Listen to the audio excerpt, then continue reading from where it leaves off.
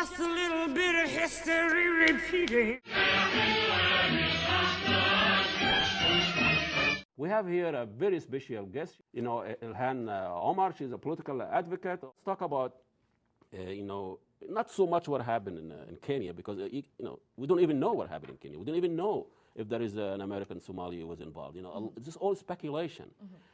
We don't hear the American apologize when their troops, when their states destroy other countries, when their states' empire misbehave overseas. We don't hear the whole American guilty by association. So tell me a little bit about what's going on in the community there. The last couple of days we're seeing huge interest in getting the community to condemn the acts of Al-Shabaab and the attack in Kenya.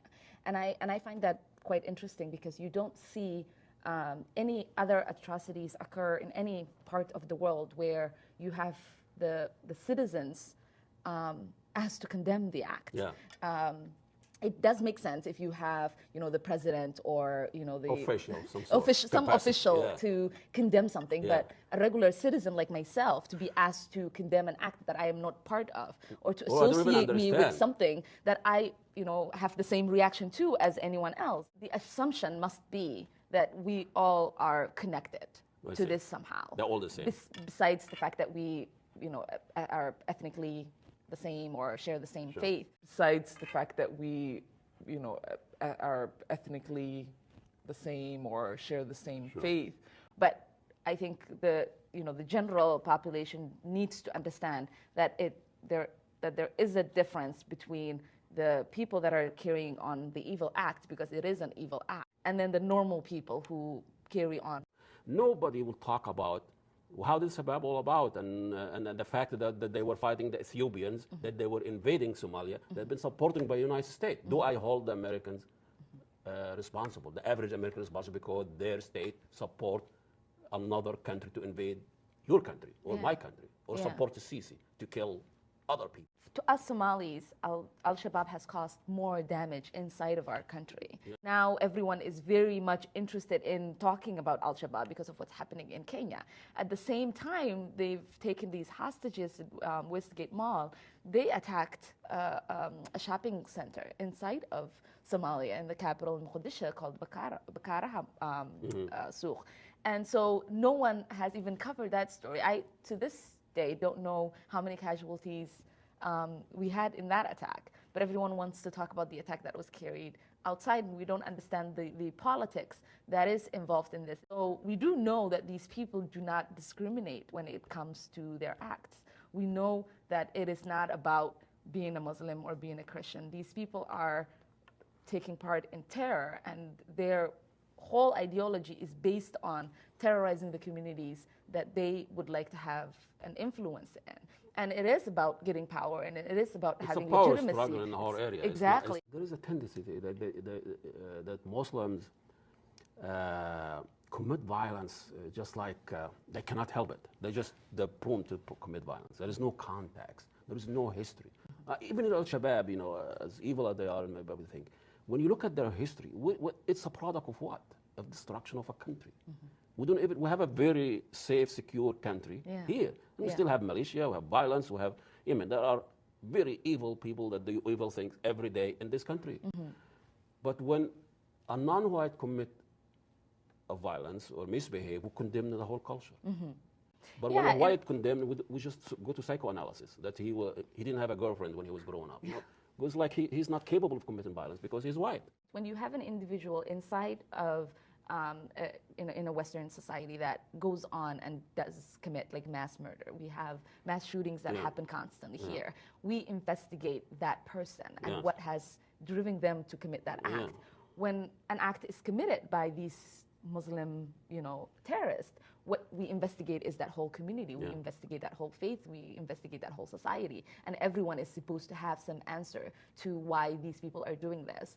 When it is those individuals that people need to be investigating, it is their lives that needs to be under the microscope, not the lives of the rest of the community. In the context of what Al-Shabaab stands for, I do not share that ideology. So for someone to require an explanation from me as to why they're committing these heinous acts, to me is, inconceivable. We need to look at the root causes of where their ideology stems from. and what it is that makes these people leave their, again, normal lives, and go back to a country where their families have fled, for them to go back and to cause more harm in a country that is already fractured, that is already suffering from so many other atrocities.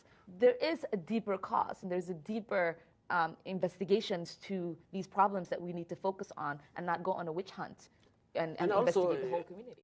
When are we going to decide or realize that terrorism is a reaction? Yes. I mean, we didn't have terrorism before invasion and before war, and you see most of terrorism or violence act happen in a political conflict. Yeah. Okay, so what you're insinuating is what nobody wants to face. Exactly. Nobody wants to face how the actions of the other people that are involved in the world Have contributed to the rise of the Violence, radicalization and the rise of terrorist acts. So usually most people want to not look internal and see what what Face the about real. their actions Yeah. that makes another react. And nobody wants to take accountability of how these are byproducts of the actions of, our involvement in other people's affairs. Who commit this kind of heinous violence in the Muslim world and Arab world and Somali world, they're done by people unelected. But the violence done in the West, it's done by the So people it's a- that are elected. It's legitimized. See, it's a legitimate to have condemned by association or guilty by association in a democratic society because you elected those positions. You elected Bush twice, and he invaded and caused 4 million dead so far. But it seems like it makes more sense to use the guilty by association in a democratic society, not in undemocratic society where the hijackers were not elected, the Shabab are not elected. People don't vote in those guys. It's just, Yeah. So is this a legitimate insinuating here? When you are speaking about elected officials and the kind of decisions that they make, because we expect these decisions to be taken on our behalf. And so it is a longer process for the citizens of whatever country that is committing what we might consider criminal to see it that way. But when you have entities like Al-Qaeda or Al-Shabaab that are committing these atrocities, because you haven't elected them, and they are the normal citizens, then it is easier for you to say this is not okay because it is not a legitimized action. Very interesting that we keep the Arabic name to such violent or negative entity, Al-Qaeda, Al-Shabaab, Hezbollah. Have you ever These thought things about really don't yeah. mean- Can't you just They translate? don't mean anything Hezbollah, evil, right? part of God. Al-Shabaab, the youth. Yeah. Madrasa. Yeah. The madrasa. The My God. madrasa. Oh my God. Nobody The- wants the to go to boogie. madrasa. Nobody in the Arab world wants to go to madrasa anymore Yeah. because it means school. So even in the day, they are polluting our language. I think a product of this sensationalized media, you have these sound bites and you have these words and everybody says it with such an intensity, and so it must hold a bigger meaning. I remember when I was in college, I took a terrorism class, and Is that a such thing? yeah, there was. So you there go. was- There is a lab for that. There was a class that you. Do you go to a lab? No, You go out a we field trip. we in, learned the Algeria? ideology of. I'm glad you do that. And so it was the thing that was interesting in the class was every time the professor said Al-Qaeda, he sort of like his shoulders went up and it was he's sort in of command like, here. Al-Qaeda. But it is that you don't say America with an intensity. You don't say England with an intensity. You don't say the army with an intensity. Feel more comfortable living under American law, or do you feel more comfortable living under Sharia law? Sharia law. I'm a Muslim. I prefer Sharia law. You prefer Sharia law over American law? Of course, yeah. Of course, yeah. Would you prefer to live in America or prefer to live in Somalia? For me, I think it's Somalia. Would you rather live in America or live in Somalia? I would rather live in Somalia. You prefer to live in Saudi Arabia? Yeah. Filmmaker Amy Horowitz gauged opinion in a mostly Somali neighborhood in Minneapolis, an area from which he says dozens of young Muslims go to join terror groups abroad. This is Sharia. This is Sharia right here in Minneapolis. I'm here to report. If they hadn't kicked me out, I wouldn't be doing this. I would just be sitting. I wasn't even recording. I was sitting and taking notes. What's wrong with that? What do they have to hide? What are they hiding that they don't want me to hear as an infidel? Maybe it's the truth about Islam.